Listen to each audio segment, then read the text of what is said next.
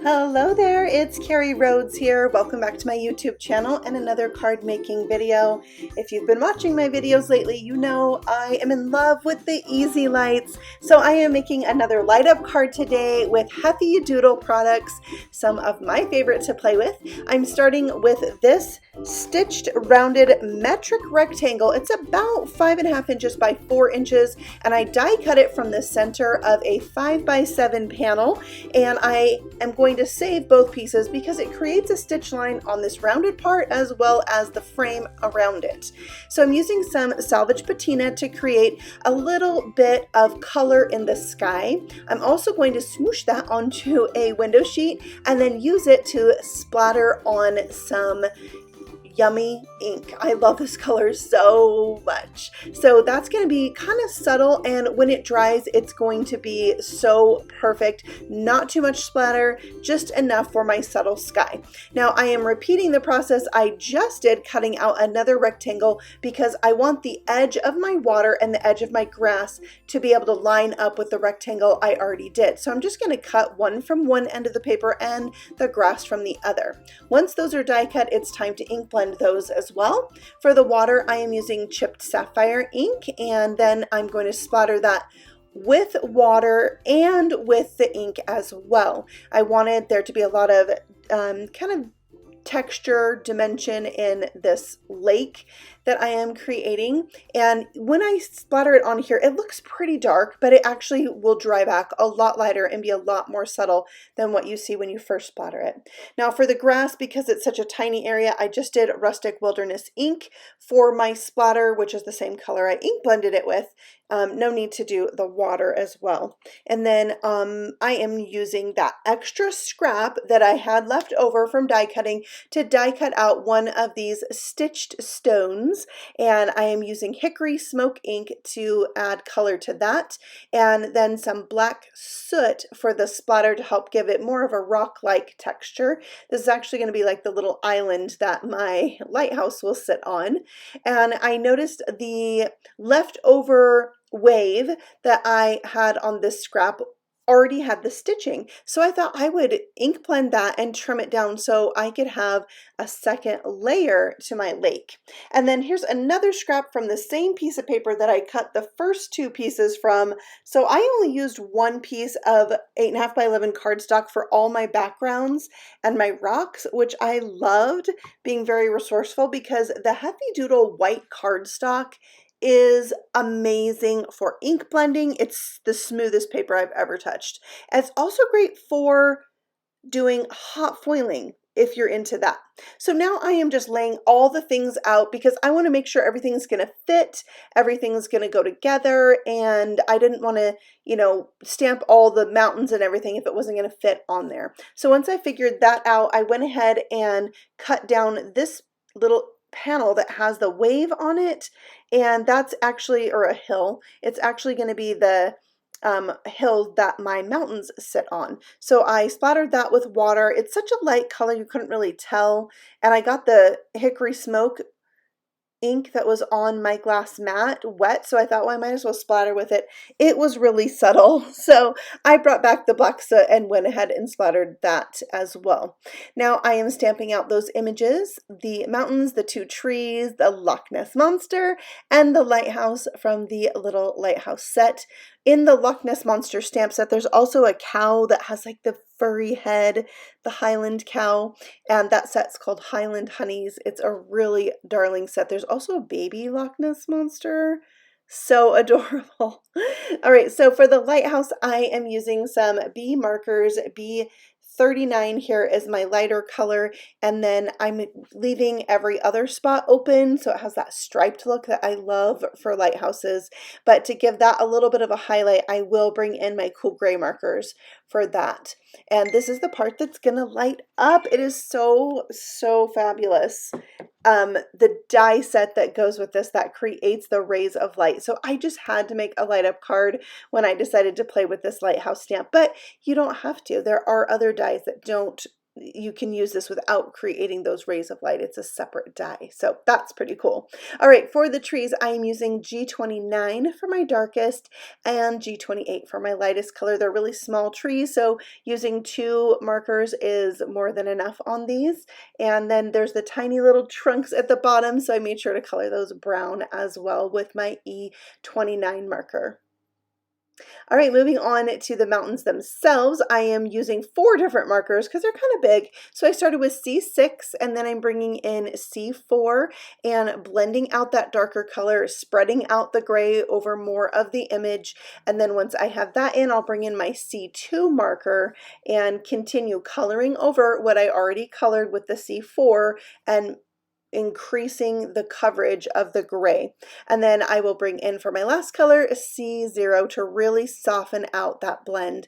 And I really love how these mountains turned out with the 4 different colors. Now for my little Nessie, I am using G03 as my darkest color and adding the darkest layer to the bottom. And then I'm going to use G02 and blend that out. And then for my lightest color, G12, and taking that all the way to the top and really softening out the line between the 2 colors with that marker. And then I'll add my darkest color to the spots and some stippling on the edge of his neck for a little more detail.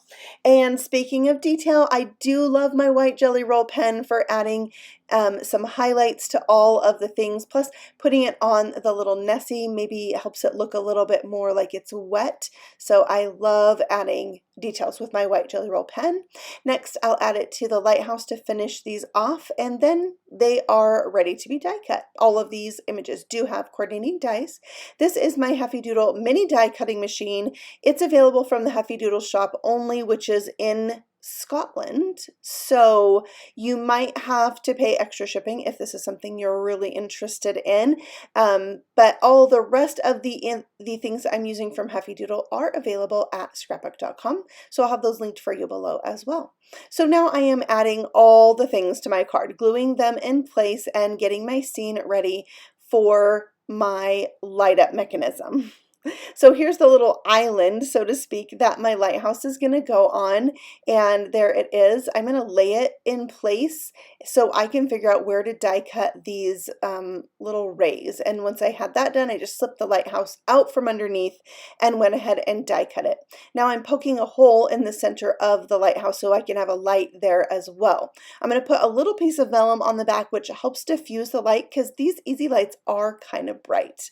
I added a hole to the card itself, which I should have done by lining up my lighthouse and poking a hole, but I didn't. So I just held that up to the light and kind of lined it up so I could see through it, and that worked really well. So now I'm adding my mountains and trees, just gluing them into place, and then I can add my little Nessie into the water there, and it'll cover up that little opening, and works perfect having that second layer. These are the easy lights. You just want to break off one of the sets of lights. There are 3 lights at the end, and then you'll need 1 battery. The battery has a plus symbol on it, and when you insert it, there's also a plus symbol on the back of the mechanism, so it's easy to add.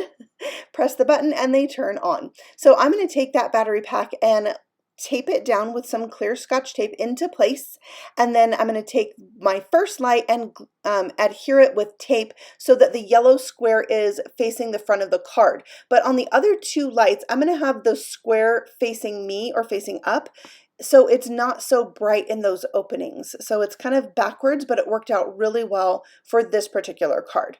Then I'm just going to tape all those loose wires down so they don't move around, and then that is it. That's the easy lights. Done. I am using my scrap once again to die cut out 2 more smaller rocks. One of them I am stamping the word push on, and then I can glue those right over the button of my battery pack mechanism, and then the recipient knows if they push that rock, something's going to happen, and the lighthouse lights up. I love it. All right, so back to that frame that I die cut my rounded rectangle from, I'm going to add some stenciling to this. So this is the Highlander stencil, and I'm using Rustic Wilderness Distress Oxide ink, just like I did on my grass, to add green to this. And it is such a cool stencil. It really has that kind of Scottish feel, the Highland feel to it, and I love it. So I'm going to reposition that after everything's all cleaned off and stencil the other half. It's very easy to line up, and I think you could do this for any size of card because it's just one of those stencils that it's not hard to do, to line it up. So I'll add more green, and then when I was done, I really felt like, oh, I needed something else. I really wanted some blue in that background too. So I took a piece of my Heffy Memo tape. I'm cutting it down the middle, and then I'm going to use the edge I didn't cut, the straighter edge, to create a mask. I'll use both sides, and then I can stencil on some chipped sapphire ink because it's a darker color, and it totally goes with the colors in the middle of my card as well. So I'm adding that on, and I'll just reuse this tape because it's like paper. You don't have to worry about the ink coming off that's already on the tape, and I just use the lines already on my stenciled background to get the right angle for these stripes. Now they don't line up exactly perfect, but I think where they're placed, and because they're such short lines, it works for this card. So there's a way that you can add some stripes, and yes, I should have added one more on that right hand edge, but I was very confused by how to get it on there. So I didn't. Yeah, but it'll be fine. It'll be fine. It's a handmade card. So I'm going to tape that down to a 5x7 card. So this cardstock started out as 10 inches by 7 inches, and I scored it at 5.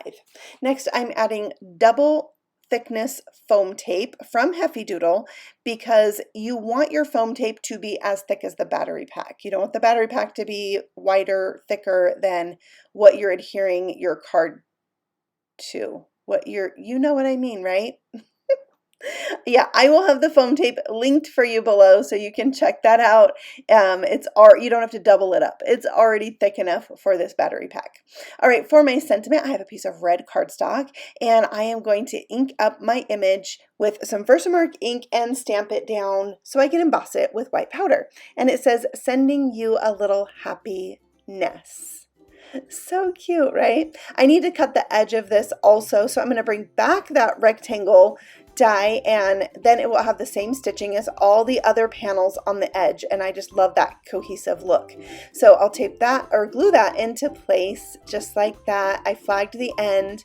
I love the little pop of red that plays off the red in the door. It really adds that extra special something the card needed. Besides the light up feature, I think it's really, really a fun card. At least I had fun making it, and I'm loving the A7 sized cards.